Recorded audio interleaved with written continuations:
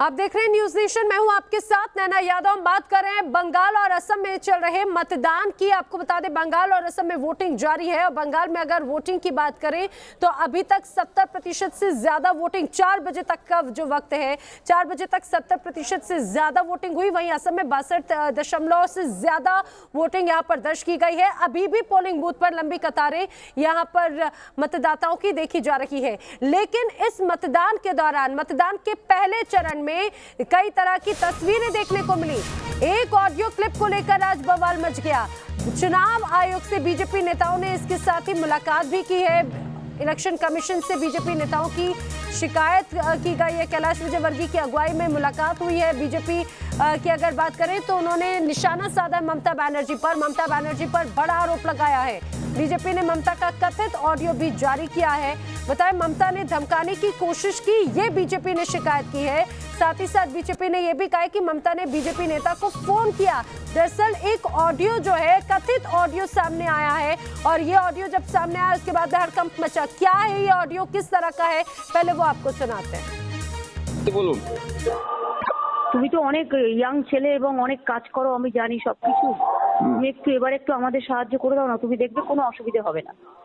কিন্তু দিদি সেটা তো আমি যদি বলি শুনে, এটা আপনি আপনাকে দেখেই কিন্তু আমার পরিবার রাজনীতি করেছিল আপনার সেই আদর্শ ভিত্তিতে, এবং আপনি যেদিন মুখ্যমন্ত্রী হিসাবে শপথ নেন সেদিনই, মুখ্যমন্ত্রী হিসাবে যেদিন মানে 11 সালে যেদিন রেজাল্ট ঘোষণা হয়, আমরা বুঝে নিয়েছিলাম যে আপনি ক্ষমতায় আসছেন। 5 জন ব্রাহ্মণ ডেকে হোম যজ্ঞ করে আমি কিন্তু গোটা মিটিং মিছিল করেছিলাম। কিন্তু খারাপ লাগে দিদি যে এত ত্যাগ করার পরও যখন পলয় পাল রেসিডেন্ট সার্টিফিকেট পায় না, এর থেকে লজ্জার কিছু থাকতে পারে না। এটা কে করেছিল এটা তুমি জানো? তোমাদের লোকাল যে লিডার ছিল সে আমাদের নন্দীগ্রামে যেতে দিত না এবং সে আমাকে নন্দীগ্রামে ঢুকতে দিত না, সারা মেদিনীপুরে ঢুকতে দিত না। তাদের একটা জমিদারি চলতো, তুমি তো জানো সবই ভাই। আমি দিদি রেসিডেন্ট সার্টিফিকেট পাবো না, এটা হতে পারে? আরে আমি আছি কি করতে? এটা তো যে করেছে সে অন্যায় করেছে। আমি তো মার খেয়েছি, আপনার মহাদেবের হাতে তো মার খেয়েছি আমি।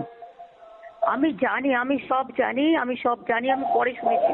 আমি তো আগে এত ডিটেলসে খবর নিতাম না, কিন্তু এখন যেহেতু আমি গেছি তাই আমি সবার খবর রাখছি বলেই খবর নিচ্ছি। আর দিদি तो सुना आपने, ये वो कथित ऑडियो है जो सामने आया है। बीजेपी नेता प्रलय पाल ने दावा किया है कि ममता बनर्जी ने उन्हें कॉल किया और ये उस कॉल की पूरी रिकॉर्डिंग है। उन्होंने ये कहा कि उन्होंने मदद मांगी एक तरह से नंदीग्राम में उन्हें जितवाने की। हालांकि इस पूरे कथित ऑडियो को लेकर एक जमकर हड़कंप जरूर यहां पर मचा। मेरे साथ में तमाम खास मेहमान और मेरे सहयोगी लगातार मौजूद है। तापस सेन गुप्ता से फिलहाल जान लेते हैं। तापस, जब से ये पूरा ऑडियो, कथित ऑडियो सामने आया है, ये कहा जाए कि एक तरह की हलचल जरूर है। बीजेपी इलेक्शन कमीशन से शिकायत करने तक पहुंची है। क्या कुछ और तस्वीरें अभी तक इसमें सामने आई, क्या और अपडेट्स हैं? देखिए, बीजेपी की तरफ से एक कंप्लेंट दर्ज किया गया है और प्रलय पाल जो है वो नंदीग्राम और तमलुक इलाके में काफ़ी प्रभावशाली माने जाते हैं और पिछले कुछ महीनों पहले उन्होंने तृणमूल कांग्रेस छोड़कर बीजेपी का दामन थामा था।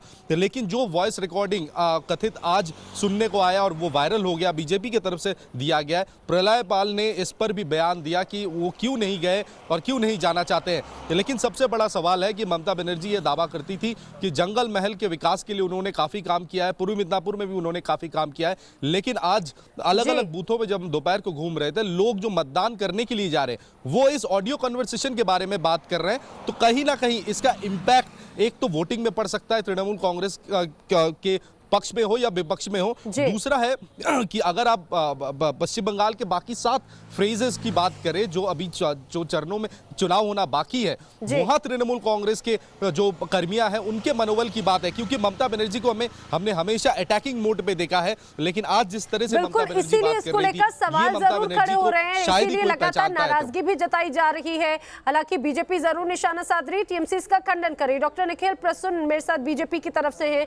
डॉक्टर प्रसून, इस ऑडियो को लेकर टीएमसी तो सीधे खंडन कर रही है कि बीजेपी की साजिश है, ममता बनर्जी की छवि बिगाड़ने की कोशिश है और ये सिर्फ एक अलग चुनावी हथकंडा है। देखिए, इस वीडियो को लेकर के जो भी चर्चा हो रही वो अपनी जगह है, लेकिन मुझे बड़ा मुख्यमंत्री है, उन्हें पिछले 10 सालों में अपने कार्यकर्ताओं की कोई सुध ही नहीं रही। यह वीडियो क्लिप इस बात का प्रमाण है।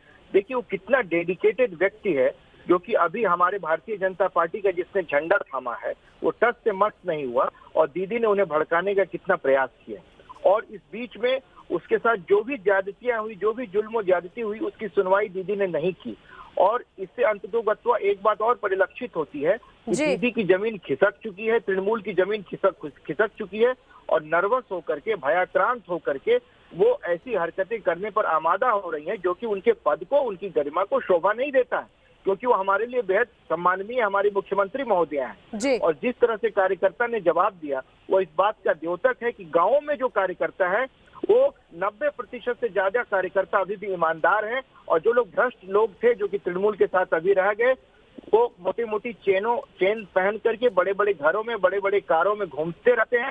चलिए इसका जवाब तौसिफ रहमान से रह लेते हैं। तौसिफ रहमान, बीजेपी तो निशाना साध रही है कि भाई टीएमसी नहीं अपने कार्यकर्ताओं की वैल्यू नहीं समझी, और ममता बनर्जी को नंदीग्राम से हार का डर है, इसीलिए वो इस तरह से हथकंडे अपना रही हैं। इसी तरह से वो अब अपने पुराने कार्यकर्ताओं से संपर्क कर रही है जिनकी पहले उन्होंने वैल्यू नहीं की। हार का डर है क्या? देखिए नैना जी, आप मुझे कुछ सेकंड दीजिएगा बोलने के लिए, और कोई इंटरप्ट ना करे तो बेहतर है। पहले तो मैं कहना चाहता हूं कि आवाज किसकी है, दीदी की है कि नहीं है, वो बात की बात देखी जाएगी। वो इलेक्शन कमीशन अगर कुछ एक्शन लेता है, इंक्वायरी बैठेगी, क्या है।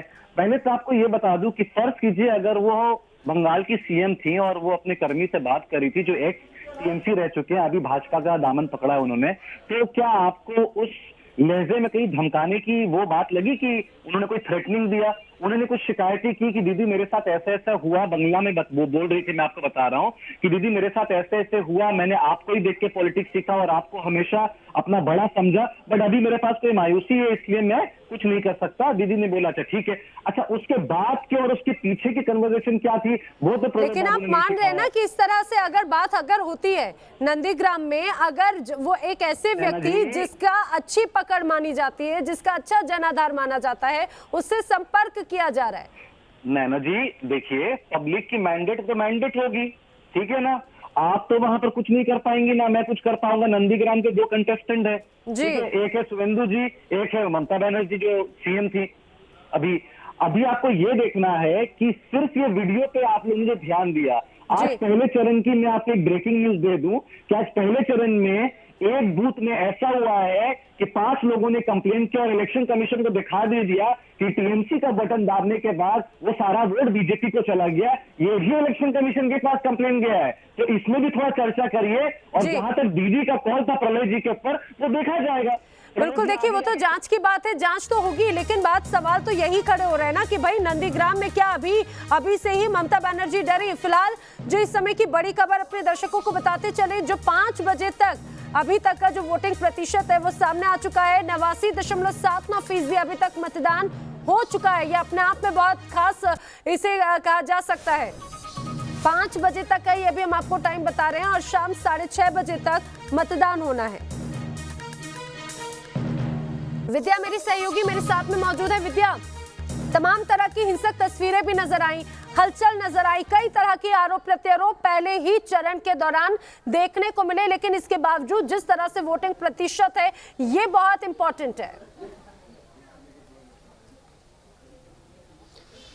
देखिए नैना, बिहार, उत्तर प्रदेश और बंगाल को अब कैसे इलेक्शन में या चुनाव में अलग कर सकते हैं, वो उसका एक जीता जागता ये स्वरूप है, उसकी ये तस्वीर है। दरअसल उत्तर प्रदेश और बिहार में जो वोटर्स होते हैं वोकल होते हैं, खुलकर अपनी बात कहते हैं, चुनाव से पहले और चुनाव के दिन तक कहते हैं। वोट जिसे करना होता है वो किसी को नहीं बताते हैं।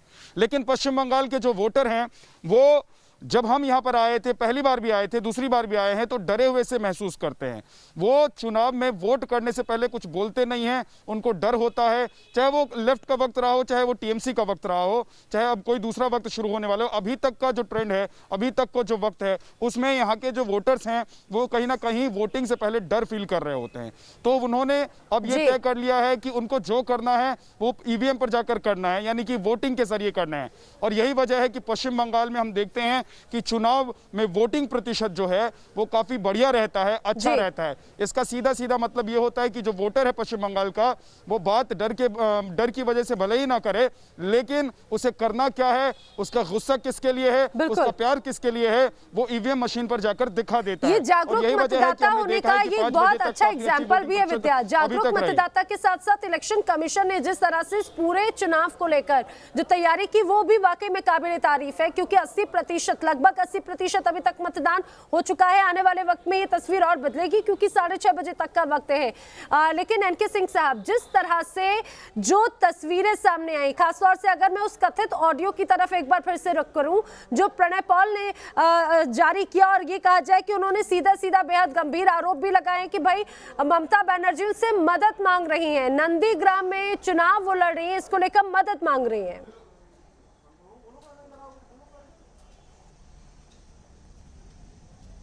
नैना, देखिए बड़ी स्पष्ट बात है कि आवाज तो ममता जी की ही है। इसमें सबसे खास बात है कि आज जो ये मदद मांग रही हैं, यही मदद अगर वो 6 महीने पहले मांगती तो एक बड़ा वर्ग कार्यकर्ताओं का उनको छोड़ता नहीं। ममता या सिंगल लीडरशिप पार्टी का ये कैरेक्टर होता है कि वो बीच के सारे लीडर्स उसमें गौण हो जाते हैं, उनसे मिलते नहीं है, और मिलते न धीरे धीरे वो नाराजगी बढ़ती जाती है। तो आज अगर ममता बनर्जी को इनकी याद आई है तो ये याद तो 2 महीना पहले आनी थी। शुभेंदु अधिकारी क्यों आपसे चला जाता है? सिर्फ यही वजह है कि आप सिंगल लीडरशिप में आपने इस बात का ध्यान नहीं दिया कि कैडर स्ट्रक्चर का मैटर होता है, और ये बहुत ही इंपॉर्टेंट होता है किसी भी डेमोक्रेसी में।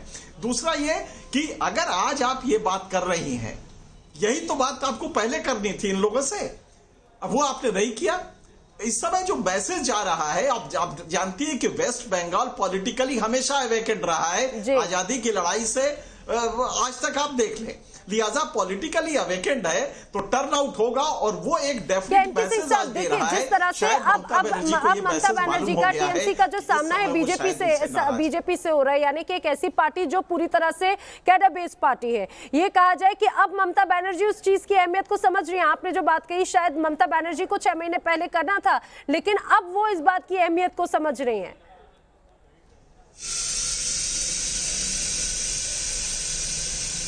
बिल्कुल सही कहा आपने कि अब वो समझ रही है, लेकिन होता क्या है, जब सब कुछ लुट जाता है तब आपको एहसास होता है कि हमने गलती क्या की थी। तो कम से कम इस इलेक्शन से आप अगर साल भर पहले समझ लेती तो चीजें बदल जाती, क्योंकि ममता की पॉपुलैरिटी है वहां पे, ऐसा नहीं। ये रूरल एरिया है, मेजॉरिटी रूरल एरिया है, लेकिन आपने वो कैडर स्ट्रक्चर नहीं दिया, और मासेस के साथ भी आपका वो तादाद में नहीं रहा जो कि एक मास लीडर का होता है। मुझे लगता है कि आज का जो मैसेज है वो बड़ा क्लियर है और डेफिनेट है।